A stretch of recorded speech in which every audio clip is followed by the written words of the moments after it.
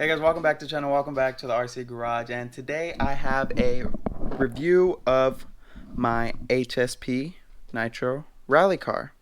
I've only done a little bit of testing of this, not like a tons, but I feel like I have a good grasp on this car. And yeah, I'm just gonna give you a review now. So we're gonna start off with the body. I like the body. I like the decals on the body. I'm just not a big fan of green. I just don't like green very much. If you like green, you'll probably like this body. I just don't like green. If it was blue, that'd be cool. If like it matched the wheels, that'd be really cool. But it doesn't. And then when I bought it, I didn't really have the option to get a different color. This was the only color they had. But if you like green, then this would be a cool body for you, I guess. I just don't like the color green. And the body is actually made out of a pretty like thick material. Like it's thicker than this Rustler body right here. I think so. Or this the J Concepts body. I think it's thicker. I don't know what material they use, but it seems like a lot thicker. This was really hard to cut out the holes right here. I just think that whatever material they use is pretty good on the body, at least. But yeah, I like the body, don't like the colors. I like the material they use. It's pretty thick. Another thing that kind of bugged me when it came, it didn't have the antenna hole. I had to make that antenna hole myself. And also I had to cut this hole out myself and this back hole out myself. I mean, that's usually how everybody comes, but it didn't even come with like a hole for the antenna. I had to cut that out myself. So we're going to move on from the body now, and we're going to go to the wheels. And in the last video, I broke the wheels. So I'm not a big fan of the wheels because they barely lasted a couple runs. Like, it hit a rock. I don't even know what happened. I don't even remember it hitting a rock or anything. But it broke. And I could just tell that these are cheap plastic. The plastic they use in this is very cheap. Like, it's terrible plastic. I mean, like, it's so brittle, it's stiff. Like, it's not good material that they use in the wheels. So I don't like the wheels. I like the color, I like the style, the spokes, but the material they use sucks very badly. And so yeah, we're gonna move on from the wheels. And when I got this car, before I could even break it in, the switch went out on me. Before, it wouldn't even turn on when I first got it. Turn it on, it wouldn't even work. And I had to off the bat buy a new switch. I like that kind of bugged me because I had just gotten it, and then right away, boom, have to buy a new switch. That sends some red flags already to me. The first thing I got, the switch didn't even work, so that could mean it's a cheap switch. I don't know, but that already right off the bat, I didn't like that. I had to replace the switch right away. And also, this thing is kind of a pain to work on because of this like cage right here, this black part. It's kind of hard to work on. It's kind of hard to get in there with your hands and stuff. I mean, these are small like cars, and it's always hard, but like this makes it especially harder. And then even to take this off, you know, it's freaking a bunch of screws from the top and from the bottom. So it could be a pain to work on. So now the engine, I like the engine. It's a good, powerful, quick. It's good to tune. It's not that difficult to tune. Oh my god, look at my air filter. It's so dirty. I need to clean that out. But yeah, the engine, good. I like it. I put it in one of my other cars, if you guys remember. I stripped out the spur gear on this, and I think it's because from the factory the mesh was set so freaking like loose. Like it wasn't a tight mesh. So I think I should have checked that before I even went out. But you know, it shouldn't come from the factory with the mesh, you know, all messed up and loose and stuff. But I fixed that. I had to order that. Parts, let's talk about parts. I got the spur gear on Banggood. Parts are kind of hard to come by. Like, you have to be very specific. You have to do the part number, and then sometimes it still won't come up, and you have to look like on Amazon or Banggood. And so parts can be kind of difficult for this car to get. How it performed out on the field when it did work, it ran good. What I do suggest, if you get this, I'm gonna talk about whether you should or not in a bit, but if you do get this, these body posts, like where the body rests on, these things right here, are set like 3 spaces. Like, I don't know if they're set, I don't remember if they were set on the lowest one, but they were set like 3 holes down, and the body rubbed so much. Like the bottom lip right here, it rubbed so much. So even I raised it up three holes, and it still rubs. So I don't know if I need to trim the body or something, but that kind of bugs me because when I brake, it goes down, like the front goes down, and it rubs on this front lip right here. Just the gray part. I don't know. Maybe I'll just cut this gray part right here, and then it probably won't rub anymore. But that kind of bugs me that I would have to do that in order for the car to not rub. Just because it's when I brake, it goes, or when I go into a corner, you know, or when I turn fast, it rubs on one side, whatever corner it's leaning to. So that kind of bugs me too. The servos are good, I guess, I mean, and I also have to take into consideration how much this cost. It was like $230 or something like that, shipped with everything included. I think it was $230. That's taxes and shipping.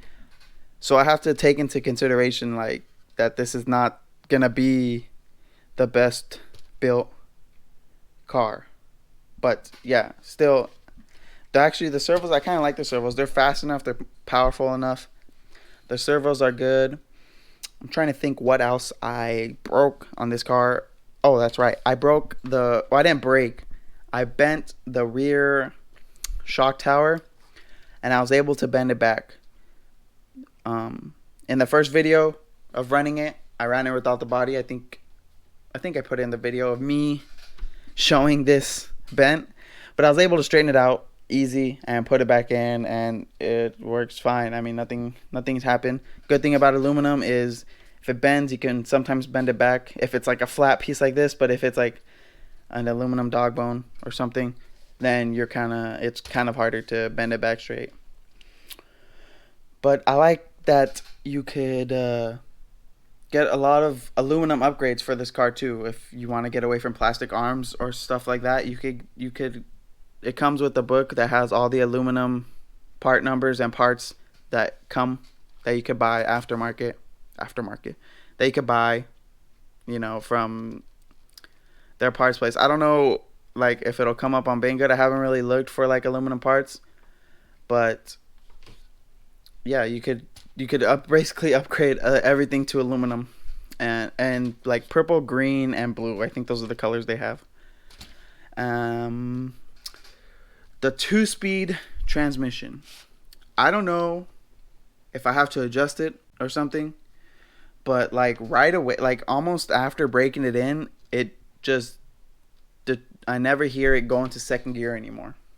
I don't know what that is. I don't know. I have to go in there and look and maybe just adjust it a little bit and loosen it so that it kicks in earlier RPMs. I don't know, but I have to go in and check that and get that working because I do want second gear.